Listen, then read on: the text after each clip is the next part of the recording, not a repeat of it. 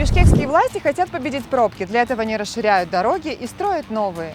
Это очень дорого и неэффективно.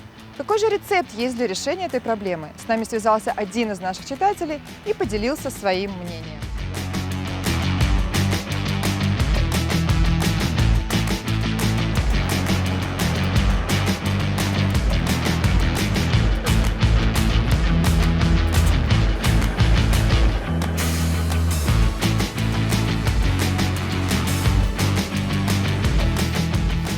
Я посчитал, что троллейбусы, водители троллейбусов и автобусов сдают план в час от 300 до 1000 сомов.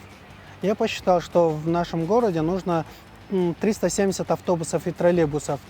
Если каждый должен сдавать по 1000 сомов план, по максимуму, если брать, нам нужно 370 тысяч сомов взять откуда. Я предлагаю взять эти 370 тысяч сомов от платных парковок по 20 сомов в час, 18 500 парковочных мест нам необходимо.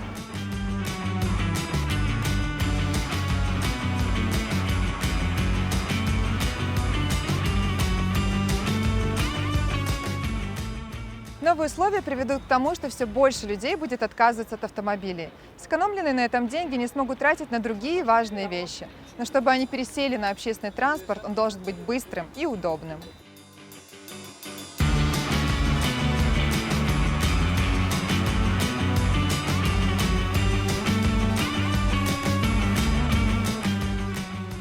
В данный момент скорость общественного транспорта 13 км в час. Если мы делаем выделенные полосы, оно увеличивается до 25 км в час. Я предлагаю делать выделенные полосы посередине дороги, чтобы выезжающие и заезжающие машины во дворы не мешали общественному транспорту. Если убираем из квадрата маршрутки, то общественный транспорт должен работать с 6 утра до 12 ночи.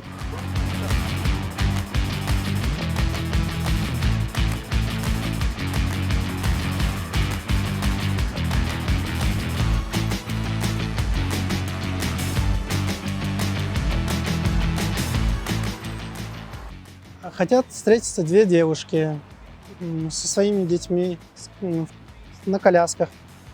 Из-за этого, чтобы они хотели бы в городе чуть-чуть погулять, покушать мороженое, пройти кофе попить, у них бюджет примерно 500 сомов. Но из-за того, что у нас нету, они на маршрутках не могут сесть на коляске, им приходится вызывать такси. И у них банально попить кофе за 500 сомов увеличивается в 1200. Беймарза, почему тебе не все равно? Просто я люблю этот город. И я хочу, чтобы он был классным.